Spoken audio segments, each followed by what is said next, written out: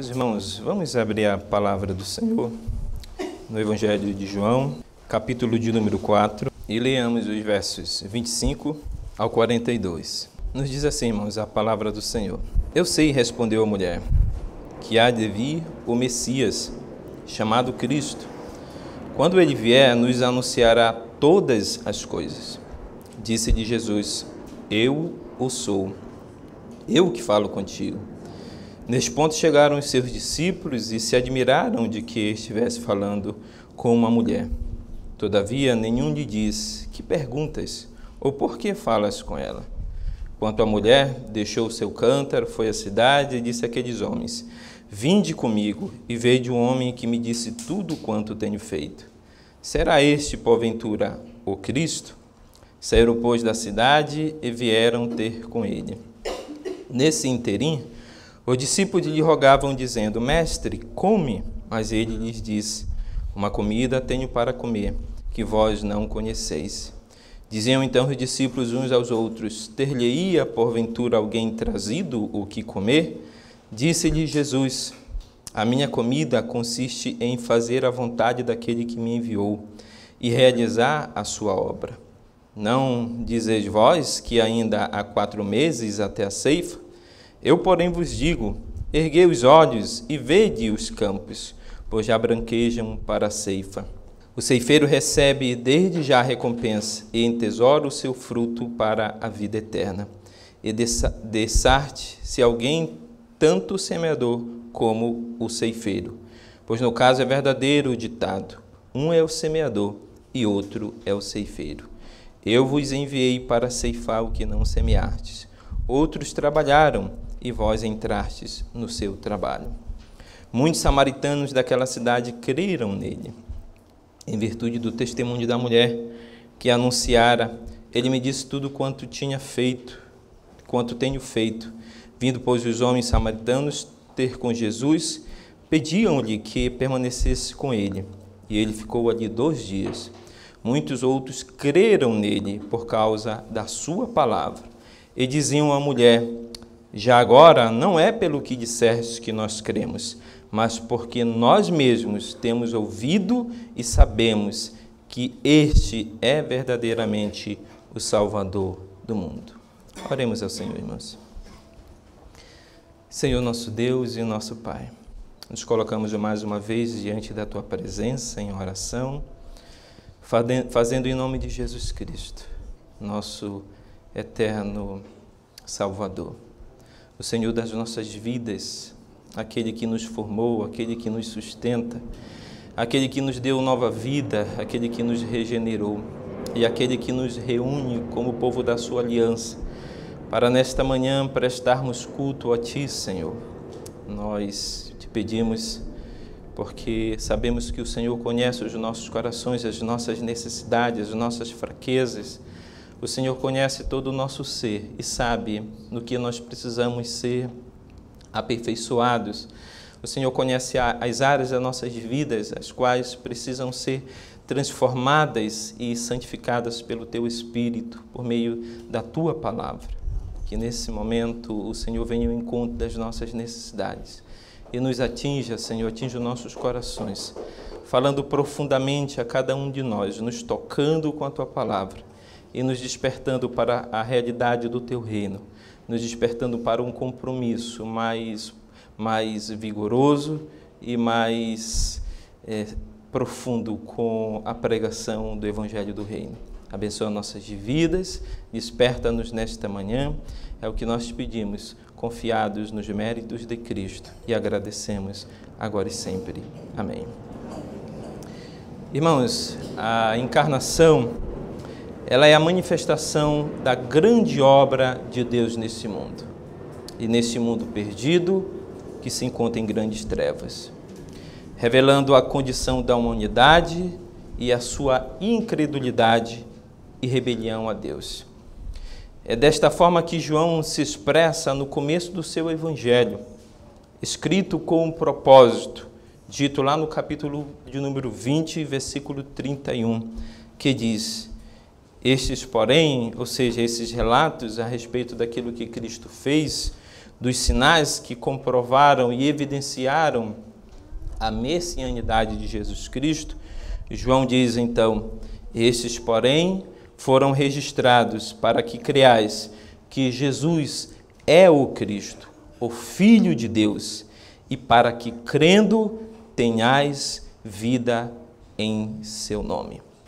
Nós podemos observar desde o começo do Evangelho de João que o mundo se encontra em trevas e que, diante dessa condição de trevas e de perdição, o evangelista João nos narra que o Verbo encarnou-se e que o Verbo veio a esse mundo na condição de luz, trazendo salvação a todos os homens perdidos.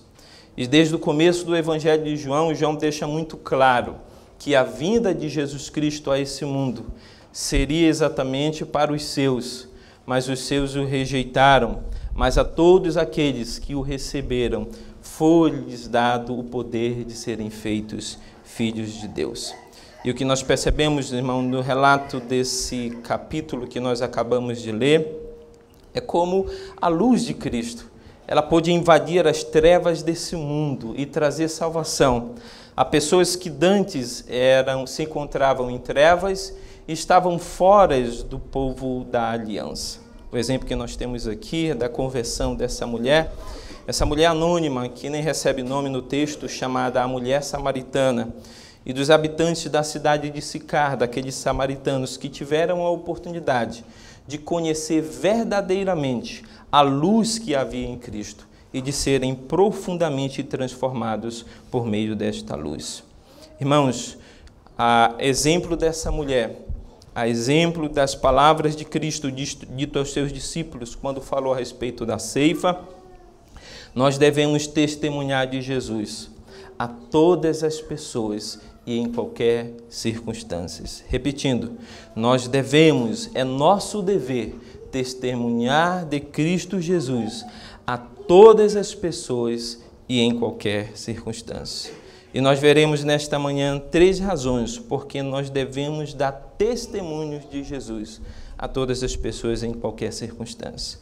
A primeira razão que nós encontramos exposta nesse texto, irmãos, é porque Ele, somente Ele, Jesus Cristo, é o Messias. Foi esta a alegação da mulher a Jesus e a interrogação feita aos homens de Sicar.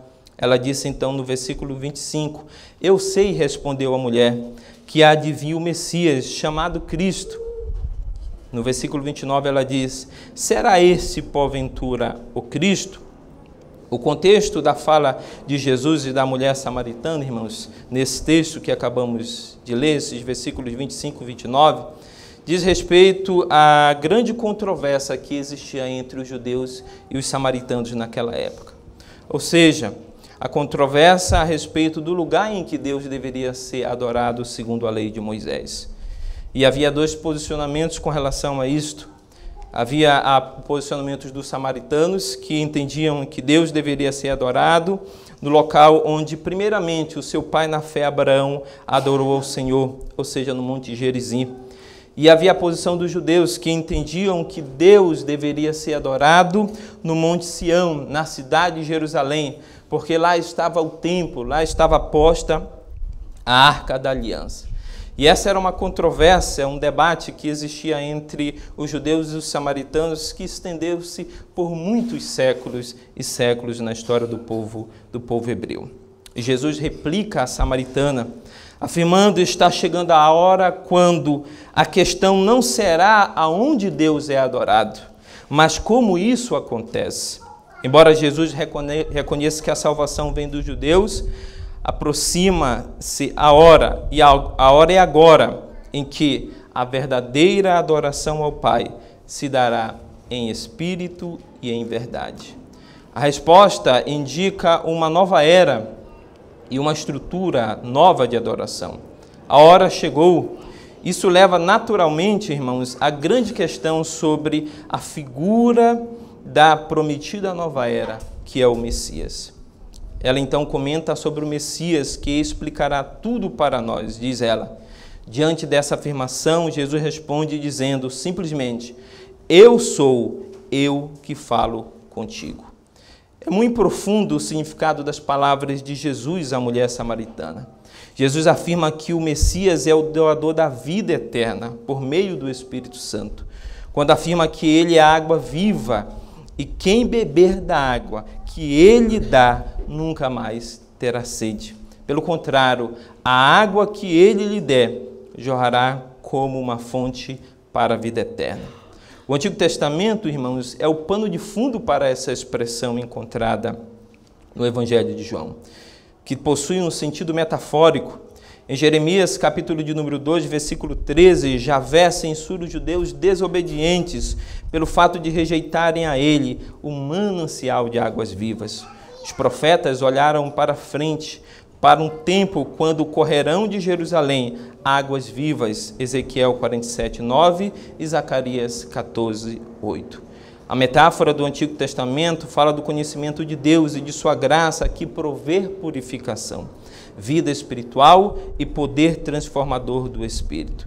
Jesus usou a necessidade da água física daquela mulher para sustentar a vida numa região árida como uma lição prática, irmãos, para ensinar a necessidade que ela possuía de uma transformação espiritual. João aplica esses termos a Jesus como a água viva, que é símbolo da vida eterna mediada pelo Espírito de Cristo. O Espírito Santo age a partir de dentro, em virtude do novo nascimento e à luz da revelação da verdade em Jesus Cristo. O que Jesus deixou claro a essa mulher, irmãos, é que o Senhor Jesus, ele era o cumprimento das profecias do Antigo Testamento. Os profetas haviam falado que Deus faria jorrar entre o seu povo águas vivas, e Jesus Cristo era exatamente aquela água viva que Deus estava fazendo agora jorrar como correntes sobre o seu povo.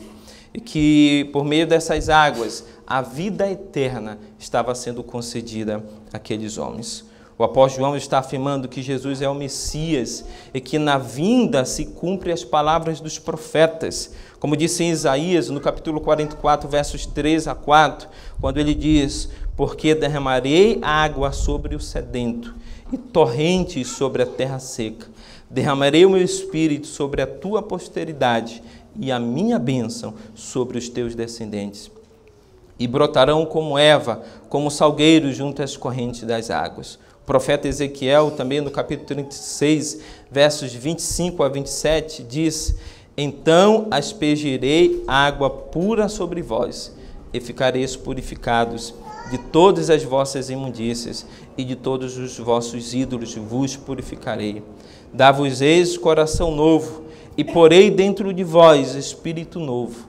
Tirarei de vós o coração de pedra, e vos darei coração de carne. Porei dentro de vós o meu espírito, e fareis que andeis nos meus estatutos, guardeis os meus juízos e os observeis. Habitareis na terra que eu dei a vossos pais. Vós sereis o meu povo, e eu serei o vosso Deus. O que podemos notar dessas profecias, irmãos, é que Deus já havia prometido esses dias. E esses dias, irmão, se deram por meio da vinda de Jesus Cristo, da encarnação do Verbo.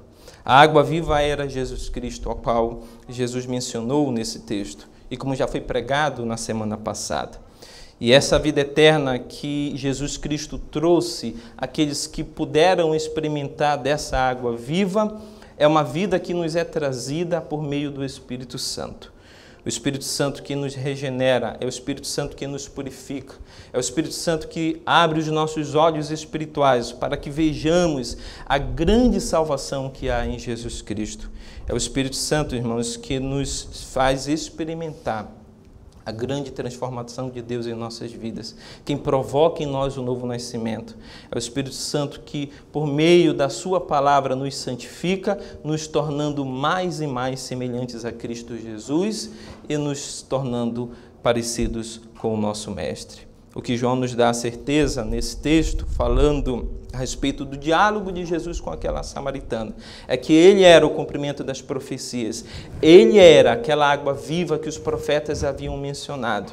E que essa água viva fala a respeito da vida eterna, que seria dada aos homens por meio do recebimento do Espírito Santo. E que o Espírito Santo em nós, irmãos, é a garantia de que nós experimentaremos essa vida eterna.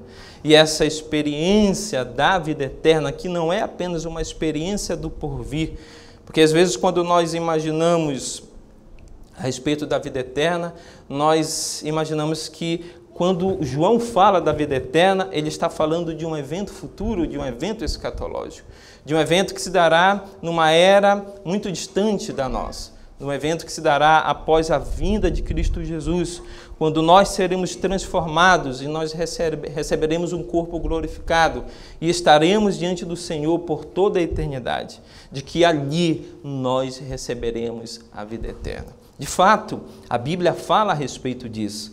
Os evangelhos nos mostram que quando Cristo vier, se manifestará em nós essa vida eterna. Mas a Bíblia fala também da vida eterna no tempo presente, no sentido de que nós já recebemos em Cristo a vida eterna.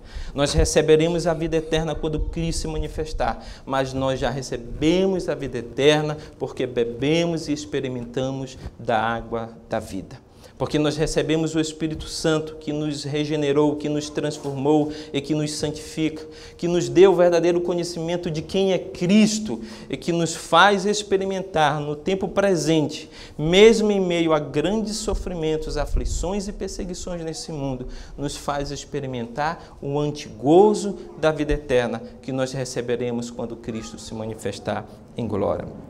E esse é exatamente o testemunho que João dá a respeito do diálogo que Jesus Cristo teve com aquela mulher. O contexto, como eu disse, foi o debate a respeito do lugar em que o povo de Deus deveria adorar a Deus. Jesus mostra àquela mulher que a partir daquele momento, a partir do momento em que o reino de Deus entrou neste mundo, em que se deu a plenitude dos tempos, o lugar da adoração não mais importaria, porque os verdadeiros adoradores adorariam a Deus em espírito e em verdade. Quando Jesus fala em espírito e em verdade, Jesus está falando exatamente, entendo eu que Jesus está falando aqui nesse texto a respeito do Espírito Santo. Porque nós só podemos, de fato, adorar a Deus, irmãos, porque nós fomos feitos filhos dele. Porque nós fomos regenerados pelo Espírito Santo. Porque nós fomos feitos novas criaturas por meio do Espírito Santo. Porque nós recebemos o Espírito Santo em nós. E é por meio do Espírito Santo, ou seja, por meio da mediação do Espírito Santo, é que nós nos apresentamos diante de Deus para oferecer a Ele um culto que lhe seja agradável. Mas Jesus também está falando da verdade. Ele diz duas palavras, que a adoração se dará em espírito e em verdade. E nós sabemos, irmãos, que a verdade nesse texto também ela aponta para Jesus Cristo. Jesus Cristo, ele mesmo disse que ele era o caminho, a verdade e a vida. Ou seja, nós só podemos nos apresentar a Deus para adorá-lo por mediação do Espírito Santo em nós, mas também por meio de Jesus Cristo. Aliás, o próprio Cristo nos deixou muito claro esta verdade, que nós só podemos ser recebidos na presença de Deus por meio de Jesus Cristo. Cristo é que nos torna acessíveis a Deus. Cristo é que nos torna Deus, quem torna Deus favoráveis a nós. Por essa razão é que a Bíblia nos dá o testemunho de que Ele é a propiciação de Deus em nosso favor. É Ele que nos torna aceitáveis diante de Deus. É por meio dEle, por meio da sua mediação, que nós nos achegamos a Deus com intrepidez, com ousadia, nos colocando diante da sua presença, não apenas para apresentarmos as nossas súplicas, mas, sobretudo, para apresentarmos a Ele a nossa adoração, o nosso culto, o nosso louvor. O que Cristo dá testemunho à mulher, diz que o lugar onde Deus deva ser adorado pouco importaria a partir daquele momento, porque a adoração ela se daria pela mediação de Jesus Cristo, pela mediação do Espírito Santo, através de Jesus Cristo, de que os verdadeiros adoradores, eles adorariam o Pai em espírito e em verdade. Nós vimos nesta noite, irmãos, que é nosso dever testemunharmos do Evangelho a todas as pessoas e em qualquer circunstância. Nós estamos apresentando 3 razões por que nós devemos testemunhar de Jesus Cristo. E a primeira é porque somente Ele é o Messias, o doador da vida, o doador do Espírito Santo. A segunda razão é porque para nós é uma grande bênção participarmos dessa obra de salvação, dessa obra de semeadura e colheita no reino de Deus. Temos aqui um segundo diálogo de Jesus. Desta feita, irmãos, a partir do verso 31 ao versículo de número 38, não mais com aquela mulher samaritana, porém com os seus discípulos, aos quais Jesus revela a verdadeira natureza da sua vinda, a urgência da pregação do Evangelho e a bênção de participarmos nos frutos do reino de Deus.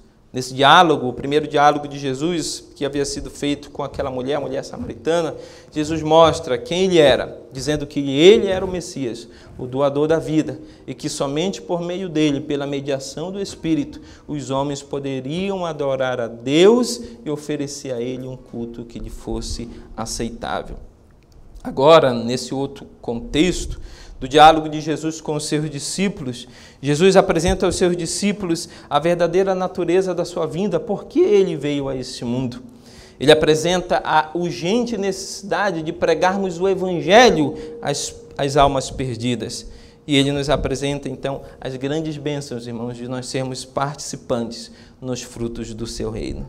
Jesus ensina aos seus discípulos uma grande verdade quanto ao propósito do seu ministério, diante das seguintes palavras, onde ele diz: uma comida tenho para comer que vós não conheceis. Semelhante à falsa compreensão que a mulher havia tido quando Jesus disse que ele tinha uma água para dar a ela, os discípulos haviam entendido que Jesus estava aqui se referindo a uma comida no sentido literal da palavra, uma comida física, uma comida material. Possivelmente Jesus estava citando aqui, irmãos, Deuteronômio capítulo de número 8, verso 3, em que Moisés afirma: não só de pão viverá o homem, mas de tudo que procede da boca viverá o homem da boca de Deus. Quando Jesus se dirigiu à mulher samaritana, ele estava cumprindo a vontade do Pai Celeste. A obediência à vontade de Deus e a dependência dele resumiam toda a vida e todo o ministério de Jesus Cristo. A vontade de Deus que Jesus tinha que cumprir está explícita lá em João 6, 38, 40. Vou pedir que os irmãos abram em João 6, 38 ao 40, em que Jesus deixa muito claro o que significa exatamente essa comida que ele tinha para comer, que os discípulos não conheciam. Ele diz: porque eu desci do céu, não para fazer a minha vontade, e sim a vontade daquele que me enviou. E a vontade de quem me enviou é esta, que nenhum eu perca de todos os que me deu. Pelo contrário, eu o ressuscitarei no último dia. De fato, a vontade de meu Pai é que todo homem que vir o Filho e nele crer tenha a vida eterna. E eu ressuscitarei no último dia. Jesus deixa muito claro aqui, irmãos, qual era o propósito da sua vinda. O propósito da sua vinda a esse mundo era cumprir a vontade do Pai.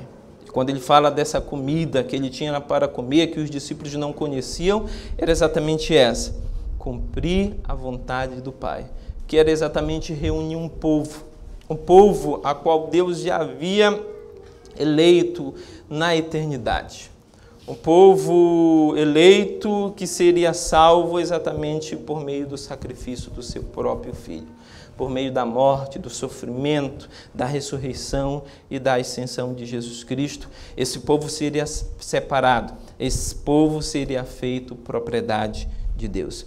E Jesus dá o testemunho dizendo que esses que o Pai havia dado a ele, nenhum deles se perderiam, mas aqueles que viessem a ver o Filho e crer nele, esses receberiam a vida eterna. E Jesus dá aqui uma garantia aos seus discípulos, que mesmo que eles viessem a morrer, eles ressuscitariam naquele dia. Mediante a ilustração do ciclo da ceifa, ou seja, da colheita, nos quais os discípulos têm um privilégio de participação, o texto então diz: não dizeis vós que ainda há 4 meses até a ceifa. Eu, porém, vos digo: erguei os olhos e verdes os campos, pois já branquejam para a ceifa. O ceifeiro recebe desde já a recompensa e entesoura o seu fruto para a vida eterna. E dessa arte se alegram tanto o semeador e o ceifeiro, pois no caso é verdadeiro ditado: um é o semeador e outro é o ceifeiro. Eu vos enviei para ceifar o que não semeastes. Outros trabalharam e vós entrastes no seu trabalho.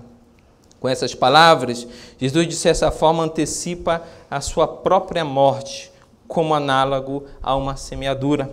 Lá no capítulo 12, versículo 12 a 24, ele diz o seguinte, Jesus disse, você pode também conferir esse texto, João 12, 24, em verdade vos digo, se o grão de trigo caindo na terra não morrer, fica ele só, mas se morrer, produz muito fruto. O que Jesus está dizendo nessas palavras, irmãos, é que o grão era ele mesmo, que a sua vida, a sua morte, seria como uma semente plantada na terra. E de fato, assim foi. Depois da morte de Jesus Cristo, muitos foram os frutos que vieram a surgir como uma semente que foi plantada. E pelo processo natural de germinação, quando nós plantamos, irmãos, uma semente, essa semente primeiramente ela morre. E depois de morrer, ela germina, dando vida, crescendo, se desenvolvendo, produzindo flores, frutos e gerando então ceifa, gerando vida. O que nós percebemos nessa analogia a Cristo é que da mesma forma se deu no reino de Deus. Jesus Cristo, como semente, ele precisou ser semeado, ele precisou morrer, mas na sua morte e ressurreição, ele pôs de trazer ao mundo a salvação e a vida eterna. E a salvação dessas pessoas que aqui são ilustradas no texto, que antes da sua morte já experimentavam a salvação que Jesus Cristo estava trazendo a esse mundo. E os discípulos estavam tendo esse privilégio de serem ceifeiros da grande semeadura que estava havendo nesta terra. Como também nós podemos perceber à luz do capítulo 12, versículo 24 de João, que há a manifestação iminente dos frutos do reino por meio da semeadura do Evangelho e da bênção de participarmos nele. Jesus deixa claro aos seus discípulos, e isso pode ser notado claramente no verso 36. Veja o que diz o verso 36. Aliás, a partir do verso 35. Não dizeis vós que ainda há 4 meses até a ceifa. Eu, porém, vos digo, erguei os olhos e vede os campos, pois já branquejam para a ceifa. O ceifeiro recebe desde já a recompensa e entesoura o seu fruto para a vida eterna. Se alegram tanto o semeador como o ceifeiro. Pois, no caso, é verdadeiro o ditado: um é o semeador e outro é o ceifeiro. Eu vos enviei para ceifar o que não semeaste. Outros trabalharam e vós entrastes no seu trabalho. O que Jesus está apresentando aos seus discípulos é aquilo que eles já conheciam. Se nós olharmos para os textos do Antigo Testamento, nós perceberemos que desde a saída do povo hebreu da terra do Egito e o estabelecimento deles em Canaã, esse povo se apresentou como um povo de agricultores. Eles tinham lá os seus ciclos, o ciclo da semeadura, o ciclo da colheita. Eles, como bons agricultores, eles sabiam exatamente qual era a época em que a terra deveria ser arada, em que a semente deveria ser plantada, e o tempo exato para a colheita dos primeiros frutos. E Jesus toma esse conhecimento que os seus discípulos, que um israelita daquela época possuía a respeito do ciclo da semeadura, do ciclo da colheita e dos frutos, para demonstrar aos seus discípulos que aquele tempo era o tempo de grande colheita, de que a semeadura já havia feito. E aí então nós podemos nos perguntar, a que semeadura Jesus estava se referindo nesse texto? Quando ele diz que os discípulos eram naquela ocasião, eles eram os ceifeiros. E quem havia sido o semeador? o semeador nesse texto, provavelmente Jesus estivesse referindo-se aqui ao próprio João Batista. O próprio João Batista foi o primeiro grande semeador, porque a mensagem de João Batista era: arrependei-vos e crede no Evangelho. Arrependei-vos porque o reino de Deus está entre vós. João Batista foi o grande primeiro semeador da mensagem do Evangelho entre os homens. Ele foi aquele que veio preparar o caminho para a vinda do Messias. E quando Jesus Cristo veio anunciar a mensagem do reino já era conhecida entre os judeus daquela época. Jesus Cristo apenas veio corroborar as palavras de João Batista, de que o reino de Deus é chegado e de que aquela época era uma época propícia ao arrependimento e à fé em Jesus Cristo. Então, os discípulos, eles poderiam agora experimentar o quê? Eles poderiam experimentar a colheita.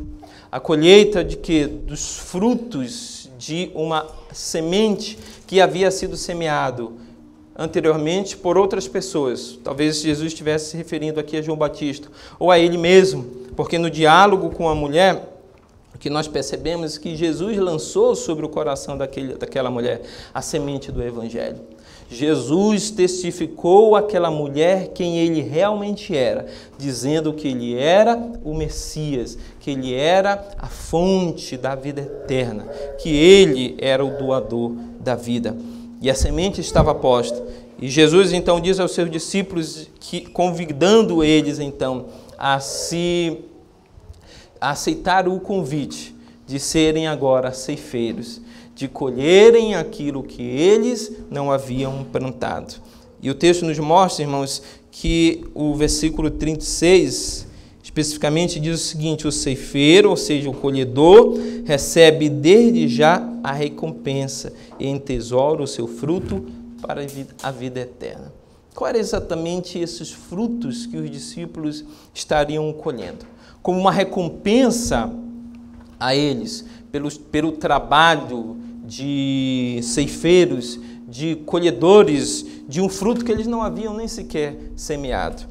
O que o texto nos dá a entender, irmãos, que esses frutos aqui eram exatamente as pessoas que haviam se convertido e que se converteriam ao Evangelho, por meio do testemunho dessa mulher e por meio das palavras do próprio Cristo. Nos versículos 19 ao 30, o que nós percebemos nesse texto é a conversão da mulher.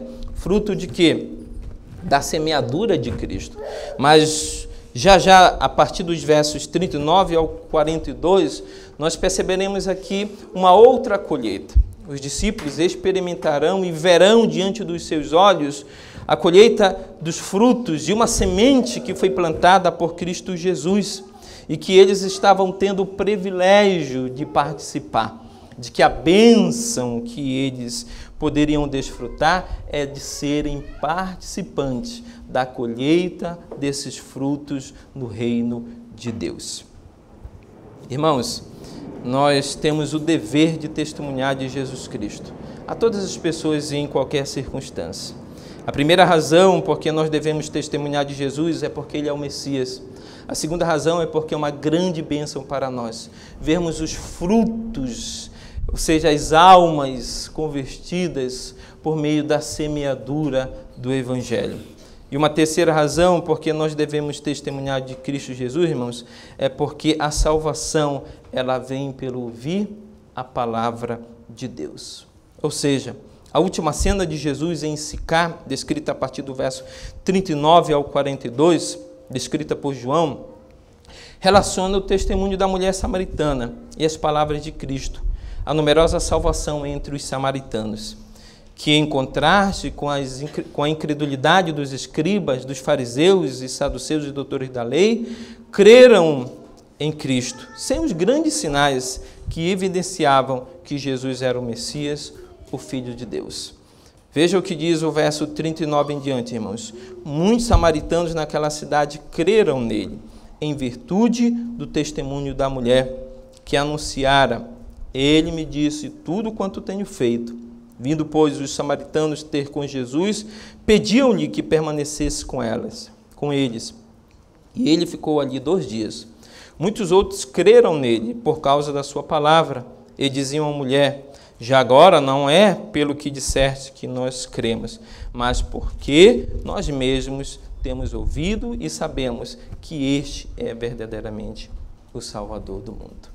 Percebam que houve, pelaquela ocasião, uma grande conversão de almas na cidade de Sicá. E essa conversão dessas numerosas almas, o texto não esclarece com quantas, mas o que nós podemos inferir do texto, irmãos, é que houve uma numerosa multidão, um numeroso número de pessoas que se converteram a Cristo. E essa conversão, o texto diz, começa a se dar, veja o que diz a parte B do versículo 39, por meio do testemunho de uma mulher. Por meio de um simples testemunho de uma mulher. Ou seja, olhando para o conjunto da narrativa, talvez não percebamos que aqueles discípulos de Jesus Cristo haviam ido àquela cidade. O texto nos mostra que a ocasião foi exatamente o momento em que Jesus havia saído da Judéia, começo do capítulo de número 4, por ouvirem os fariseus, os saduceus, os religiosos da época, de que Jesus batizava e muitos eram batizados por ele. O texto nos informa que Jesus saiu da Judéia para a Galileia. E Jesus passava as proximidades dessa cidade chamada Sicá. E Jesus, tendo sede, chegou à beira de um poço, onde por volta das 2 horas ele se aproximou para saciar a sua sede, e ali houve um encontro providencial de Deus para a salvação de uma mulher chamada a mulher samaritana. E os seus discípulos, do texto nos diz como era exatamente ao meio-dia, os seus discípulos se deslocaram daquele poço para a cidade de Sicá. Em busca de quê? Em busca de alimento. Eles foram àquela cidade para comprar alimentos e voltarem então a Jesus Cristo para usufruírem, para saciarem a sua fome juntamente com o seu mestre. E é exatamente nessa ocasião em que eles apresentam a Jesus aquilo que eles haviam comprado e eles estavam interessados em saciar a fome, a necessidade física deles, que Jesus então responde dizendo: eu tenho uma comida que vocês não conhecem. Se olharmos para o texto, aqueles homens haviam ido à cidade de Sicá. Mas a pergunta é, qual foi o impacto daqueles homens ao entrarem naquela cidade, ao visitarem aqueles moradores? Não houve nenhuma mudança, não houve nenhum impacto transformador, não houve um impacto de transformação de vida nos moradores naquela cidade.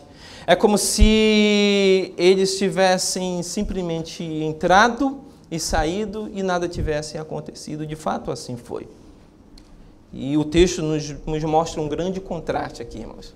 É que os discípulos de Jesus Cristo, aqueles que andavam e viviam com Cristo a todo instante, aos 7 dias da semana, às 24 horas do dia, e que haviam ouvido de Cristo as palavras de vida eterna, de que eles deveriam sair pelo mundo a semear o Evangelho, eles haviam entrado naquela cidade e haviam saído daquela cidade e eles não haviam provocado transformação de vida. Não houve diferença alguma com a entrada deles naquela cidade. E o contraste está exatamente com a mulher samaritana. A mulher samaritana, depois de que Jesus encerra o diálogo, o texto diz que ela sai, deixa o seu cântaro e vai aos moradores da cidade e anuncia a eles dizendo: eu conheci um homem que disse tudo a meu respeito, a respeito de mim. E por um acaso não será ele o Cristo?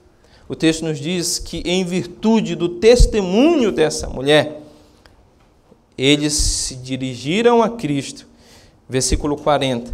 E eles pediram a Cristo que Jesus permanecesse com ele. O texto diz que Jesus ficou com ele muitos dias. Versículo 41 diz então: muitos outros creram nele por causa da sua palavra. E diziam então à mulher: já agora não é pelo que dissestes que nós cremos, mas porque nós mesmos temos ouvido e sabemos que este é verdadeiramente o Salvador do mundo. Ou seja, foi por meio da instrumentalidade daquela mulher. Aquela mulher, uma mulher que era desprezada pela tradição dos judeus, tida como impura, como indigna, como rejeitada na sociedade. O texto não nos diz qual era a condição dessa mulher. Ao lermos o texto, nós podemos até, talvez, inferir que ela fosse uma prostituta, mas o texto não afirma isso, porque ela havia tido muitos maridos. Mas ela tinha uma vida indigna. E à luz da tradição dos judeus, à luz da Misná, aquela mulher era tida como impura pela lei dos homens. E por isso, Jesus não poderia ter tido nenhum contato com ela. Mas o que nós percebemos no texto é que ela pôde experimentar a vida eterna. Ela pôde experimentar uma transformação de vida. E aquilo que ela ouviu das palavras de Cristo, ela pôde compartilhar com os moradores daquela cidade. E ela pôde ser o primeiro instrumento de Deus para levar o Evangelho às almas perdidas em Sicar. Foi por meio dela que aqueles homens vieram a ter um contato com Cristo. E então, por meio das palavras de Cristo, eles puderam exatamente crer quem era Cristo e receberem a vida eterna. O que nós podemos afirmar desse texto, irmãos, é que não há salvação sem a pregação do Evangelho. Essa mulher, ela se coloca diante de nós como um desafio, como um testemunho para as nossas vidas. E que nos leva a pensar qual tem sido o impacto nosso onde nós estamos inseridos. Será se nós temos vivido ou temos sido apenas como um daqueles discípulos de Jesus Cristo, que no contexto dessa passagem entraram em Sicar sem causar nenhum impacto, sem provocar uma transformação na vida daquelas pessoas? Ou nós queremos ser como aquela mulher, darmos testemunhos de Cristo a todas as pessoas em qualquer circunstância? Aliás, foi para isso que ele nos chamou. Lá em Atos capítulo 1, versículo 8, quando Jesus fala a respeito do dom do Espírito que seria dado à igreja no cenáculo, ele diz: e recebereis poder dos céus, para serem minhas testemunhas, tanto em Jerusalém, como na Judéia, em Samaria e até os confins da terra. Foi por essa razão que ele nos deu o seu Espírito, para que nós, tomados de uma intrepidez, de ousadia, nós saíssemos pelo campo afora, a semearmos a semente do Evangelho, mas também a colhermos os frutos do reino de Deus.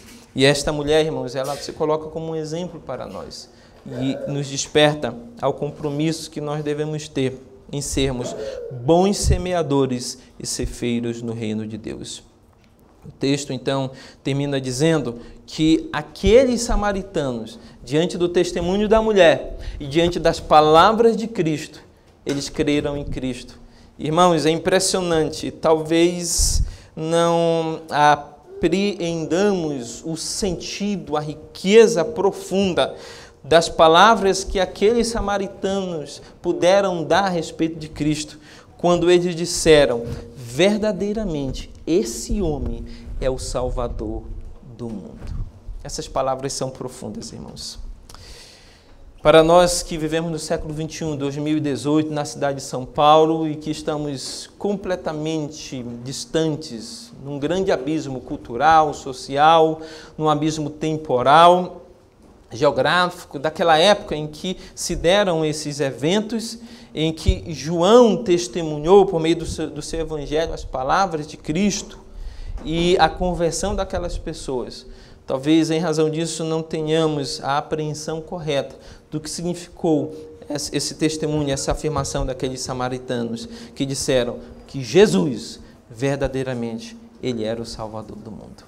Pessoas que estavam excluídas do reino de Deus puderam agora testemunhar, irmãos, que ele era a salvação de Deus. Paulo, escrevendo aos Romanos, no capítulo de número 10, versículo 17, ele diz assim: e assim a fé vem pela pregação, e a pregação pela palavra de Cristo.